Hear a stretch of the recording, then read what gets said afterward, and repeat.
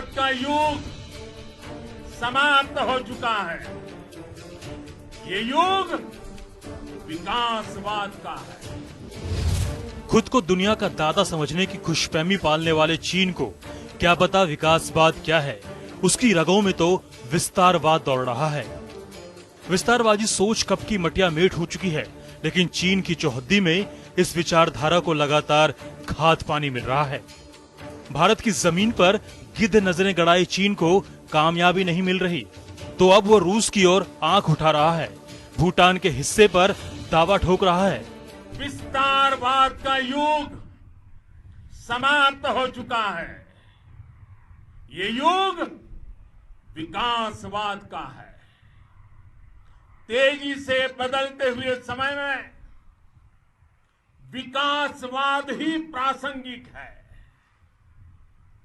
विकासवाद के लिए ही अवसर है और विकासवाद ही भविष्य का आधार भी है। प्रधानमंत्री मोदी ने चीन का नाम लिए बिना ही लेह से विस्तारवाद पर करारा चोट किया।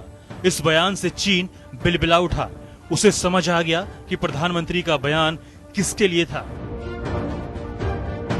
वहीं चीन पूर्वी भूटान के बेहद खूबसूरत साक्टेंग वाइल्ड लाइफ सेंचुरी पर दावा ठोक रहा है। वो धौंस दिखा रहा है कि ये सेंचुरी उसकी है। हाल ही में एक बैठक के दौरान चीन ने सेंचुरी के लिए भूटान की फंडिंग पर आपत्ति जताई थी और कहा था कि ये विवादित हिस्सा है। दोनों देशों के बीच औपचारिक कूटनीतिक रिश्ता नहीं है, लिहाजा भूटान के दिल्ली स्थित रॉयल एम्बेसी ने चीनी दूतावास को चिट्ठी लिखी और उसके दावों पर कड़ी आपत्ति जताई।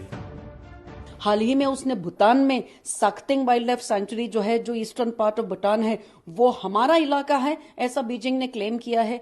तो ऐसे ये जो विस्तारवाद जो चीन दादागिरी से करने की कोशिश कर रहा है, ये चीन की जो दादागिरी है ये ज्यादा दिन चलने वाली नहीं है। चीन ने अपने किसी पड़ोसी को नहीं छोड़ा। वो मौके का फायदा उठाकर तमाम पड़ोसियों को परेशान करता है। भारत का दोस्त रूस भी उससे अछूता नहीं है, तभी तो चीन की नजर रूस के शहर व्लादिवोस्तोक पर भी है। व्लादिवोस्तोक में ही रूसी नौसेना के प्रशांत महासागर बेड़े का मुख्य बेस है। ये शहर चीन और उत्तर कोरिया की सीमा के करीब है। रूस से होने वाले व्यापार का अधिकांश हिस्सा इसी पोर्ट से होकर गुजरता है। ये शहर 1860 से पहले चीन का हिस्सा था, लेकिन युद्ध में ब्रिटेन और फ्रांस के हाथों ड्रैगन की शर्मनाक हार के बाद इसे रूस को दे दिया गया। तभी से ये शहर चीन की आंखों में खटक रहा है। लेकिन ड्रैगन का अब कोई दाव कामयाब नहीं होने वाला, क्योंकि उसके खिलाफ भारत समेत कई बड़ी ताकतें लामबंद हो चुकी हैं।